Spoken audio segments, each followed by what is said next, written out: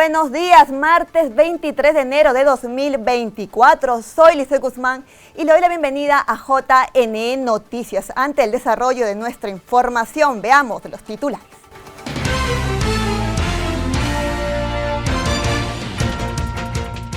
Este 6 de febrero es la fecha límite para la inscripción de candidatos ante el Jurado Electoral Especial de Cajamarca. Y a través de un comunicado, el JNE aclara inscripción de una organización política.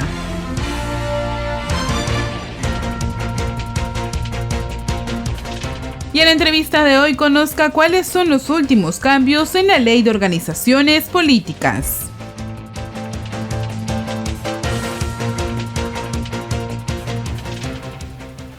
Comenzamos con nuestra información. En la siguiente nota, conozca cuál es el procedimiento de inscripción de listas de candidatos ante el Jurado Electoral Especial de Cajamarca, la misma que deberá realizarse hasta el 6 de febrero. Según el cronograma electoral para las elecciones municipales complementarias de este año, este 6 de febrero es la fecha límite para que las 3 agrupaciones políticas participantes presenten sus listas de candidatos oficiales ante el Jurado Electoral Especial de Cajamarca, el órgano ya instalado en la ciudad para impartir justicia electoral. Cabe precisar que en el artículo 23 indica sobre el reemplazo de candidatos que las organizaciones políticas están en la posibilidad de solicitar el reemplazo de dichos candidatos postulados y presentados ante el Jurado Electoral Especial hasta la fecha límite. Se precisa que los candidatos reemplazantes deben haber participado en elecciones internas previamente. En ese sentido, conozcamos a continuación cuáles son los procedimientos para iniciar esta inscripción ante el Jurado Electoral Especial correspondiente. Según el artículo 27 del Reglamento de Inscripción de Candidatos, cada organización política deberá realizar el llenado del formato de solicitud de inscripción de lista de candidatos. Esto en el sistema informático Declara, ubicado en el portal institucional del JNE o de forma independiente a través de declara.jne.gov.pe.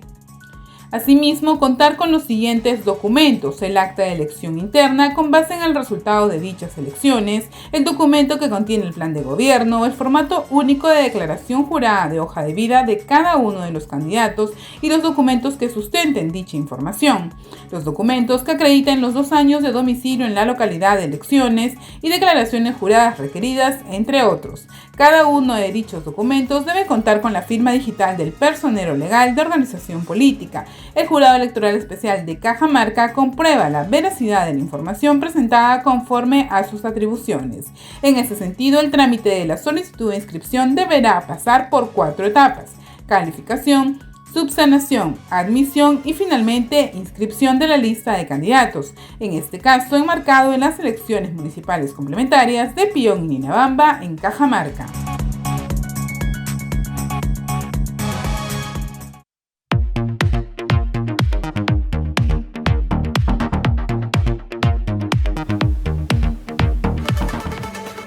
¿Cuáles son los cambios a la Ley de Organizaciones Políticas?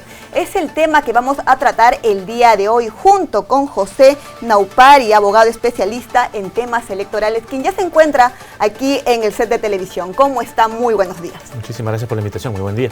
Un gusto tenerlo aquí en el programa. Coméntenos, por favor, en esta nueva norma de Ley de Organizaciones Políticas hay algunos vacíos legales y no está muy clara la norma. ¿Nos podría explicar, por favor? Por ejemplo, por poner un ejemplo, hay un 10% que se está hablando mucho de estas 3 modalidades, que se aplica tanto en la modalidad de delegados como en la modalidad de un voto, un militante. ¿Me podría dejar claro, por favor, ello? Claro, ciertamente. Respecto al tema de la modalidad de delegados, la cuestión es meridianamente sencilla. Ahí la norma sí es clara, dice, ¿sabes qué? Para que pueda seguir participando tiene que ir al 10% de los delegados. No importa con cuántos hayan elegido a los delegados, sino que para validar la elección interna, si es que cogen esa modalidad, es del 10%. El problema, como bien adviertes, pasa cuando yo acoja, por ejemplo, la modalidad de un militante un voto o la de las elecciones primarias abiertas pero facultativas. Porque lo que se señala es que, y sobre todo en el caso de la modalidad de un militante un voto, que es donde la organización política compite sola, porque lo que te dice la norma es que tú tienes que tener, para seguir participando, la propia organización política tiene que tener el 10% de votos válidos sobre el total de electores hábiles de esa organización política. pero si esa organización política corre sola porque ha optado por la modalidad de un militante y un voto, ¿contra qué va a contratar ese 10%? ¿Contra quién compite? Exactamente. Exacto, A diferencia que fuera por listas, ¿no? Exacto. Si hubiera más de una lista, pero incluso si hubiese sido así, el parámetro tendría que haber sido claramente establecido en la norma. Entonces, ¿pero cuál ha salido el problema? Que se han confundido, desde nuestro punto de vista, lo que es el parámetro o una causal de nulidad por ausentismo, con lo cual el parámetro es el total de electores hábiles, con un requisito para, si se quiere, para ganar una elección, o eventualmente, si es que lo hubiesen regulado, para que exista una segunda vuelta. Y ahí sí estamos dando como parámetro del total de electores, el total de votos válidos, que a su vez se determina en función del total de votos emitidos. Entonces, acá ha habido una mezcla de parámetros que ciertamente genera, como bien ha mencionado, imprecisión, confusión, y que desde mi modesto punto de vista es un tema que debiera ser precisado en una norma corregulada, o sea, una norma que modifique esta, no a nivel reglamentario. Porque acá estamos cruzando parámetros y claro, lo más fácil podría decir, se interpreta que ese 10% de total de votos válidos debe leerse como total de electores hábiles, pero no puedo cambiar parámetros si es que no se hace a través de una misma norma con rango de ley. Ahora, con respecto a, referente a lo que son las elecciones primarias, para que puedan participar un ciudadano de a pie, un ciudadano común, ya tienen que inscribirse previamente a ese partido político, ¿cierto? Claro, tú puedes participar o como elector o como candidato, ¿no es cierto? Si tú optas por unas elecciones primarias abiertas facultativas, ¿no? La organización política es la que va a tener que decidir si opta por esa modalidad. Efectivamente, la norma dice, oye, si yo soy un ciudadano no afiliado y quiero votar en esa elección primaria abierta facultativa, no es que me tenga que secar a RENIEC, tengo que ir al propio partido y decir, oye, quiero participar como elector en tu elección primaria abierta facultativa.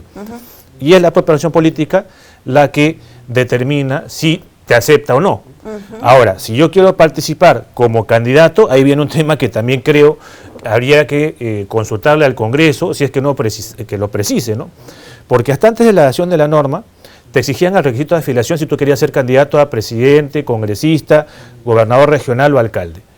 Ahora lo que te dice el artículo 24A establece la exigencia de afiliación en función a ¿qué? A las elecciones generales. Contrario sensu, uno podría entender que entonces ahora no necesito ser afiliado para ser candidato a gobernador regional o alcalde en unas elecciones primarias, sea la modalidad que ésta fuese, salvo que el estatuto de cada organización política exija afiliación para ser candidato en ese tipo. Exacto. Ahora, con la eliminación de las PASO, ¿cuáles serían los efectos que traería ello? Bueno, al eliminarse efectivamente las PASO, ya la ciudadanía, digamos, va a estar condicionada a lo que decida en cierta medida la organización política para ver si puede participar o no en esa etapa de la elección, de la selección de candidaturas, con lo que tendría que esperarse hasta la etapa de la elección de autoridades para que la ciudadanía pueda en cierta medida intervenir. Por ello es que, por ejemplo, esta ley que elimina las PASO, ¿no? Trae de vuelta el voto preferencial. Claro, algunos dirán, oye, pero siempre se ha utilizado el voto preferencial facultativo hasta el 2021, pero no debemos olvidar que en el 2019 se derogó y se dispuso que la última vez que se iba a aplicar, porque ya iba a haber PASO con candidaturas individuales, era en el 2021. Ahora, como ya no hay PASO y encima están estableciendo que las primarias, sea la modalidad que esta fuese, pueden ser por candidaturas individuales o por lista, la única forma que el ciudadano tendría de, entre comillas, reordenar esa lista de candidatos al Congreso sería justamente con el voto preferencial.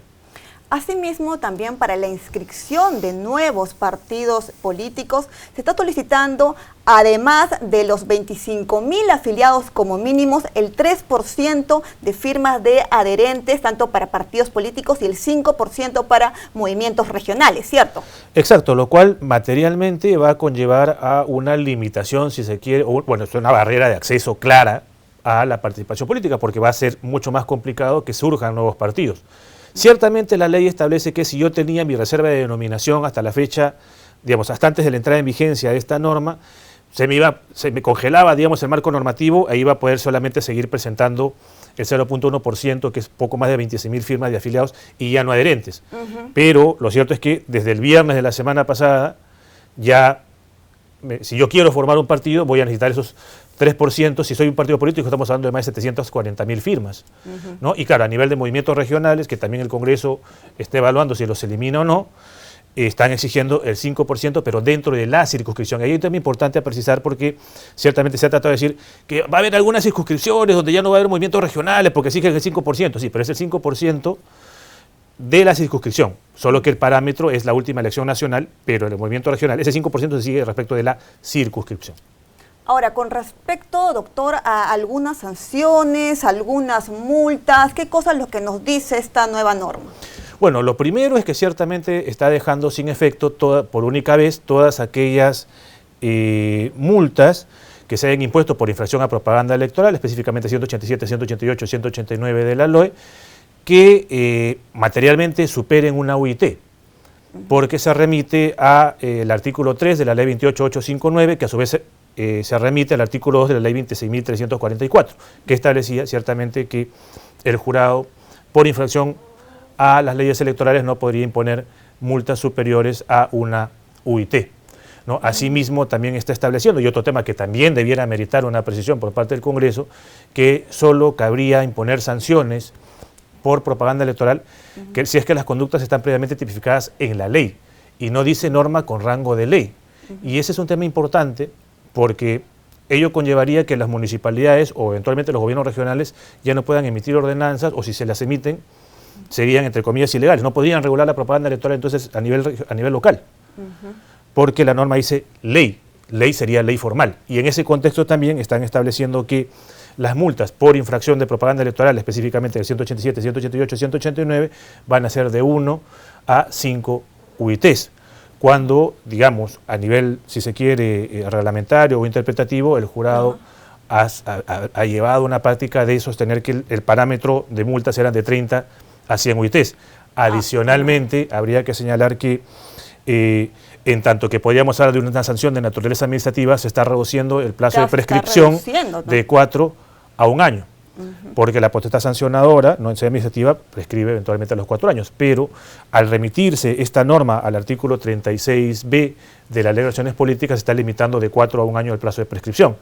Asimismo también, por ejemplo, está modificándose la norma de tal manera que si yo incluso no solo en propaganda, sino también en temas relacionados con financiamiento, porque se ha suprimido la prohibición o el impedimento que existía para modificar asientos registrales en el ROP si es que yo no cumplía con pagar las sanciones por financiamiento, ¿no? Esa era una condición, ahora ya eso no existe, y aparte tampoco existe ya la suspensión en caso yo reincida, si se quiere, en este tipo de conductas infractoras de financiamiento. Esto es un tema muy interesante en el tema de financiamiento, porque antes lo que se hacía que el registro de organizaciones políticas lo podía suspender si es que no rendían sus cuentas, ¿no? Ahora en este caso, si es que así el partido político no presente su rendición de cuentas, igualmente puede seguir postulando su candidato, ¿cierto? Bueno, nunca se ha impedido la postulación de candidaturas. Ojo, una cosa es el ROP, otra cosa es la inscripción de candidaturas. Ciertamente en el rubro de efectos de las sanciones sí se establecía, oye, si tú no cumples con eventualmente pagar los efectos de las sanciones, con cumplir con los pagos de las sanciones, con el pago de las multas, tú no podías modificar tus asientos registrales. Claro. Entonces ya ese extremo se ha eliminado. Ahora, doctor, en el caso de los órganos electorales, en especial el Jurado Nacional de Elecciones, ¿cuál sería el rol? Porque también hay una pequeña confusión, ¿no? Uno es en el caso del Jurado Electoral Especial, que es su función, y el otro es el caso que el jurado vea solamente apelaciones. Déjeme un poco más claro ese tema, por favor. Claro, lo que ocurre es que, por un lado, el artículo 21 de la LOP establece que el Jurado Nacional de Elecciones, que al final del día es un organismo, no es un órgano, una cosa es el Pleno, que es un órgano, el jurado es un organismo, no es toda la institución, resuelve en vía de apelación las controversias jurídicas que se susciten en el marco de las elecciones primarias, cualquiera nuevamente de las modalidades que coge la organización política. Pero cuando uno se remite al artículo 24A, en su último párrafo, refiere que las candidaturas se presentan e inscriben ante el Jurado Electoral Especial, que siendo el Jurado Electoral Especial un órgano dentro del jurado. Entonces, total, el Jurado Nacional de Elecciones va a calificar e inscribir desde un primer momento las candidaturas a las primarias, o va a resolver solo apelaciones, y si es que solo resuelve apelaciones, el organismo llamado Jurado de Elecciones es que el partido político o el movimiento regional es el que va a tener que calificar en primera instancia. Punto 1. Punto 2 es, ¿qué cosa vas a calificar en ese momento? ¿no? Porque van a haber algunos requisitos que actualmente tienen como parámetro la fecha de vencimiento del plazo de candidaturas definitivas, 110 días calendario antes de la elección. Y evidentemente la fecha de vencimiento del plazo de candidaturas a las elecciones primarias no va a ser 110 días. Así es, doctor. Sin duda hay muchos puntos que debemos modificar en esta nueva ley. Muchísimas gracias por habernos acompañado. Le agradezco su presencia. Bien, nosotros hemos conversado con José Naupari, abogado especialista en temas electorales. Ahora sí, vamos a leer un comunicado del Jurado Nacional de Elecciones que emitió ayer, el cual dice lo siguiente. Se viene distorsionando y tergiversando malintencionadamente informaciones en relación a la inscripción de una organización política, indicándose que, como punto número 1, existen 494 o 490 firmas falsificadas de un total de 25.000 con que todos los partidos inscriben. Como punto número 2, dice que RENIEC informó sobre este particular y que el Jurado Nacional de Elecciones no hizo nada. Como tercer punto, que 2 comités partidarios de esa entidad no operan en las direcciones registradas, lo que aseguran constituiría una grave irregularidad. Por ello, se aduce que el Jurado Nacional de Elecciones obra con sesgo y favoritismo respecto a dicha organización política, por lo que se efectúan las siguientes precisiones. ¿Qué dice? Para la inscripción de un partido político se requieren 25.288 afiliados, según la Ley de Organizaciones Políticas. Entonces, el Jurado Nacional de Elecciones deja claro que el partido al que se refiere el comentario registró 26.611 afiliados. Tal cifra se excluyen las fichas de afiliación sobre las que existe duda respecto a la validez de las firmas. Además, según la Ley de Organizaciones Políticas, para inscribir un partido se requiere mínimamente 65 comités partidarios en el país. La organización política referida acreditó 100 comités partidarios que fueron fiscalizados por el Jurado Nacional de Elecciones. Asimismo, las firmas señaladas como no válidas por el RENIEC fueron puestas en conocimiento del Ministerio Público desde el año pasado.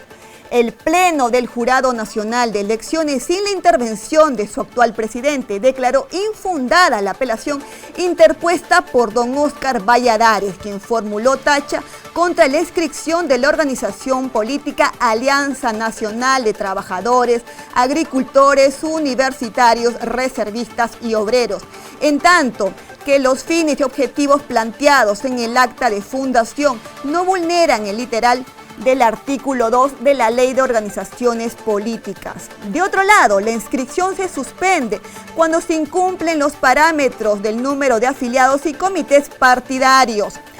La planificada campaña de desinformación a través de sus redes sociales está basada en infundios. Ese fue el comunicado del Jurado Nacional de Elecciones emitido el día de ayer.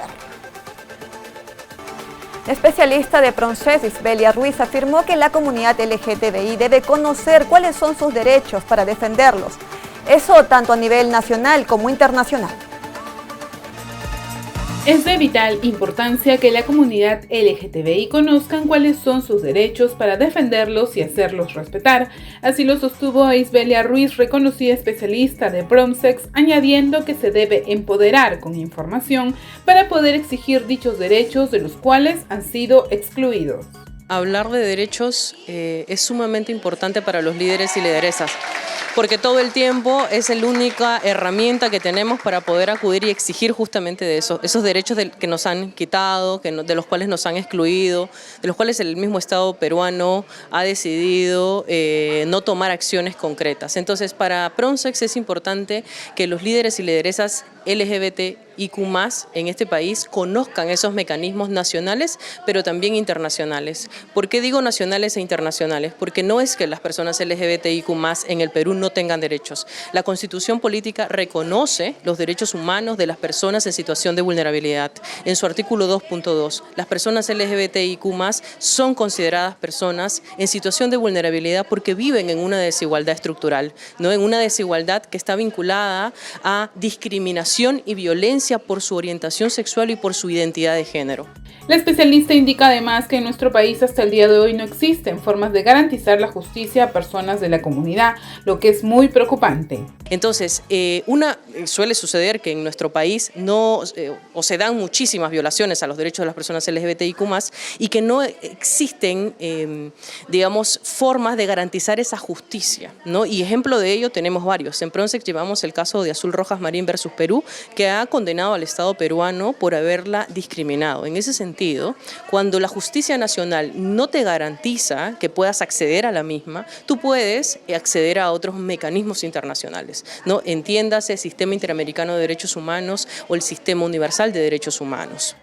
Finalmente añadió que desde Pronsex junto con el JNE se busca brindar estrategias a los participantes de la Escuela Empodera para que puedan así defender sus derechos.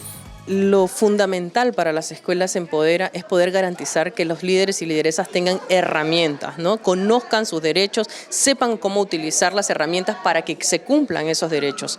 Ahora, ¿cómo veo la motivación de los compañeros y compañeras? Definitivamente creo que tienen muchísimas ganas y están comprometidos en entender cómo funcionan ambos sistemas internacionales de derechos humanos, porque es el único mecanismo que tienen para poder defenderse. Recordemos que Pronsex es una organización no gubernamental feminista que a través de la incidencia política, la generación de conocimiento y las alianzas contribuye a que las personas decidan sobre su sexualidad con autonomía, dignidad, justicia e igualdad.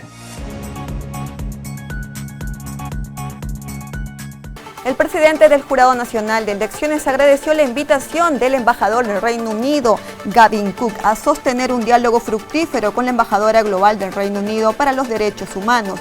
Durante la reunión se abordaron temas cruciales en torno a la importancia de la institucionalidad y la independencia, así como las oportunidades y desafíos que enfrenta el Perú en estos aspectos. La conversación destacó la relevancia de fortalecer las instituciones democráticas y su independencia, pilares fundamentales para el desarrollo sostenible y la consolidación de la democracia. Cambiando de información, el miembro del Consejo Directivo de Vigilancia Ciudadana, Ricardo Gálvez, sostuvo que los partidos políticos deben difundir las investigaciones realizadas con el financiamiento público directo. Los partidos políticos deben difundir las investigaciones donde se utilice el financiamiento público directo como forma de transparencia hacia los ciudadanos y órganos del Estado. Así lo señaló Ricardo Gálvez, miembro del Consejo Directivo de Vigilancia Ciudadana. El reglamento mismo dice que se deben difundir las investigaciones en las que se realizan, y nosotros creemos que no solamente se deben de difundir, sino, y que muchos partidos no lo están cumpliendo, en verdad. O sea, ponen la investigación, ponen el gasto, pero ¿de qué cosa abarcó la investigación? ¿Es una investigación original? ¿Está incurriendo temas de plagio? ¿Se está contratando personas correctas para la investigación? Entonces, se debe difundir esta investigación para que no pase el supuesto caso en que tú pagas por una investigación que finalmente no se realiza, ¿no? Entonces, sí es importante que estas investigaciones sean para fortalecer los partidos políticos y que sean difundidas, porque no es para que estén bajo 4 llaves, sino es para que toda la militancia tenga información que pueda ser importante para su vida partidaria. Consideró que se debería colocar un tope para los gastos que se realizan de manera no bancarizada. Sí, como hemos visto algunos casos en los cuales se han realizado pagos cuantiosos de forma no bancarizada, también creemos que es importante que en la reglamentación se ponga un tope para los gastos que se realicen de forma no bancarizada. 300 soles, 500 soles, pero no debería ser pues 10.000 soles que se paguen en efectivo, porque eso no es lo usual en ninguna empresa, en ninguna institución, que tú estés pagando gastos cuantiosos en efectivo.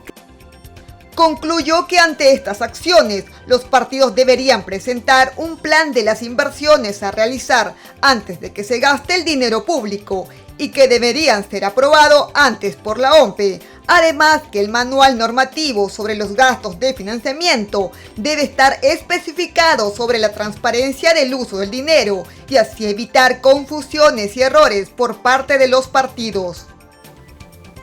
El Ejecutivo creará el Programa Nacional de Bosques Comunitarios, lo que contribuirá a la gestión forestal y el bienestar de las comunidades amazónicas y andinas. El gobierno creará Programa Nacional para proteger bosques y comunidades indígenas.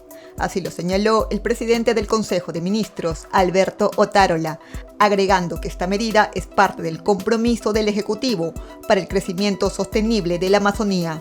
Asimismo, el jefe del gabinete ratificó la voluntad del gobierno de la presidenta Boluarte de proteger la Amazonía y los pueblos originarios y de oponerse a cualquier intento que pretenda enervar los derechos históricos de los connacionales que, a través de su cultura y actividades, defienden la selva amazónica.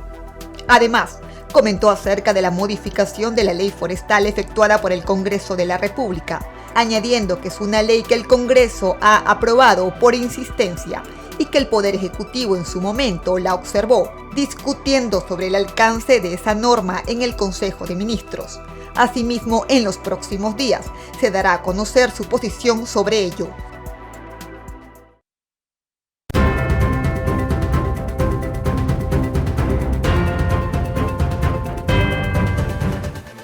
La candidata Claudia Sheinbaum es oficializada candidata del partido Morena. Ella disputará las elecciones presidenciales del 2 de junio, buscando ser la primera presidenta de México.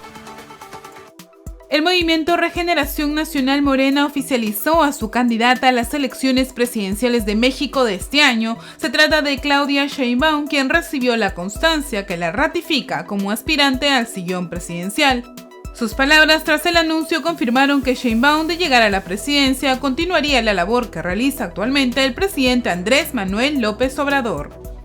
Nosotros enarbolamos principios, causas, y se ha construido con el presidente Andrés Manuel López Obrador una ruta histórica. Asimismo, la candidata agradeció a los 3 partidos que la postulan en su coalición partidaria, así como a los gobernadores, dirigentes, simpatizantes y compañeros con quienes compitió en la encuesta interna por la precandidatura en Morena. Cabe precisar que la campaña de las candidatas presidenciales comenzará a partir del 1 de marzo. Al respecto, el Instituto Nacional Electoral recordó que en estas fechas las aspirantes no pueden llamar al voto, hablar en favor o en contra de otro candidato y aparecer en debates o eventos públicos, teniendo entonces que esperar hasta marzo para iniciar su campaña electoral de cara a las elecciones presidenciales mexicanas, que será el próximo 2 de junio. La Junta Central Electoral y la Organización de los Estados Americanos firmaron un acuerdo para la misión de observadores de la OEA. Supervise las elecciones que celebrará República Dominicana este año. Dicho acuerdo fue firmado por el presidente de la Junta, Román Jaques, y por el secretario general de la OEA, Luis Almagro. Con ello, el órgano electoral dominicano garantiza la misión de observación, todas las facilidades para el cumplimiento de su labor, que tendrán lugar en las elecciones municipales del 18 de febrero, de las generales el 19 de mayo y de la eventual segunda vuelta del 30 de junio del presente año. Y en Estados Unidos, el gobernador de Florida, Ron DeSantis, se retiró de la contienda y el expresidente Donald Trump agradeció su respaldo para los futuros comicios.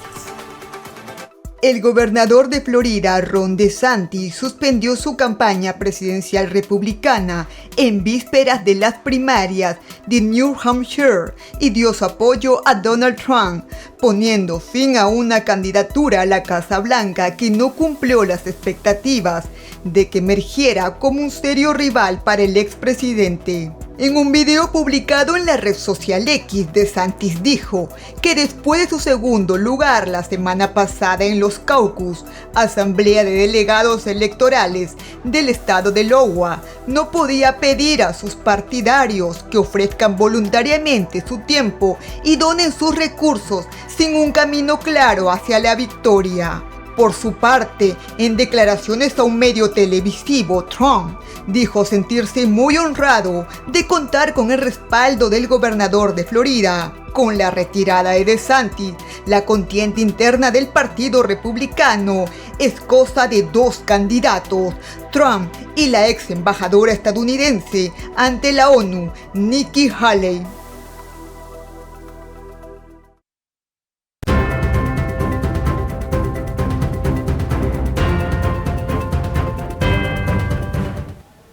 Hasta aquí con la información. Gracias por habernos acompañado en JNE Noticias. Los invitamos a seguirnos en todas nuestras redes institucionales que por supuesto están apareciendo en pantalla. Agradecer también a nuestros canales aliados. Los dejo con imágenes de TAC.